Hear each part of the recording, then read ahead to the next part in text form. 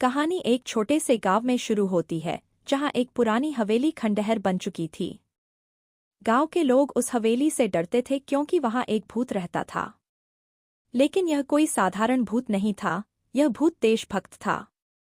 एक दिन रामू और उसके दोस्त हवेली के पास खेल रहे थे। अचानक रामू की गेंद हवेली के अंदर चली गई। दोस्तों ने डर से मना किया, लेकिन रामू हिम्मत करके हवेली के अंदर गया। अंदर जाते ही उसे एक ठंडी हवा का झोंका महसूस हुआ और सामने एक भूत प्रकट हुआ।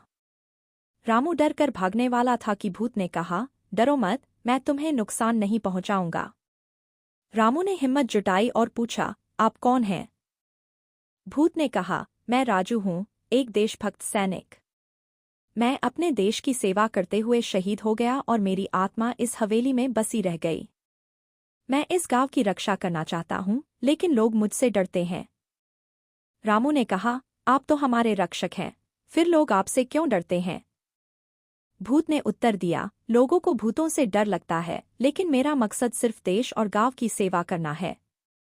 रामू ने सोचा, अगर मैं इस भूत की कहानी गांव वालों को बताऊं तो वे उसे समझ सकते हैं।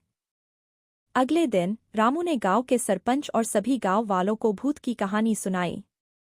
सभी गांव वाले राजू के बलिदान और देशभक्ति की भावना से प्रभावित हुए। अब गांव के लोग राजू को एक रक्षक के रूप में मानने लगे। राजू का भूत अब गांव के लोगों के दिलों में एक देशभक्त सैनिक के रूप में बसा हुआ था।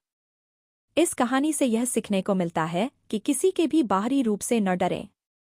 अगर आपके दिल में देशभक्ति और अच्छे काम करने की भावना है, तो आप हमेशा दूसरों के लिए प्रेरणा बन सकते हैं।